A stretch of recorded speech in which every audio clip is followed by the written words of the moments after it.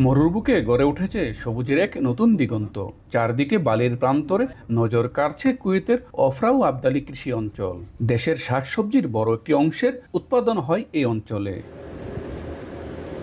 Kuwait সরকারের তথ্য অনুযায়ী দেশটির মোট খাদ্য চাহিদার ৯০%-এরও বেশি আমদানি নির্ভর। স্থানীয় উৎপাদন থেকে চাহিদার প্রায় ১০%-এর কম পূরণ হয়। এই সীমিত উৎপাদনের বড় অংশেই আসে অফরা ও আবদালি কৃষি অঞ্চল থেকে।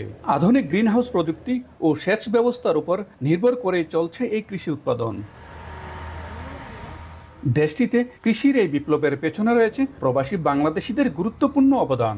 বাংলাদেশি শ্রমিকদের দক্ষতা, পরিশ্রম এবং অভিজ্ঞতা মরুভূমিকে করেছে সবুজ। স্থানীয় কৃষিখাতে তারা হয়ে উঠেছেন অপরিহার্য শক্তি। ১৩০টি ছাপড়া আছে, এর ভিতরে চাষ ধরেন আমরা টমেটো, ক্ষীরে, অর্থাৎ আমরা বলি শসা, ক্ষীরে এবং বেগুন আছে, আলু আছে, আগাটা আছে, না পড়ে যায় মাটিতে, এই জন্য আছে লিপ করে উপর মুখ উঠাই দেওয়া হচ্ছে। শুধু উৎপাদন নয়, এই খামারগুলো এখন প্রবাসীদের জন্যও এক আকর্ষণীয় গন্তব্য। ছুটির দিনে পরিবার নিয়ে এখানে আসেন অনেকে, কেনাকাটা করেন টাটকা সবজি। সাপ্তাহিক ছুটির দিনে এদিকে আসা পড়ে, বিভিন্ন সবজি সংগ্রহ করি বাসার জন্য। মরুভূমির এই দেশে সীমিত হলেও স্থানীয় কৃষি উৎপাদন ধীরে ধীরে বাড়ছে, আর এর পেছনে প্রবাসী বাংলাদেশিদের অবদান নিঃসন্দেহে গুরুত্বপূর্ণ বলে মনে করছেন সংশ্লিষ্টরা।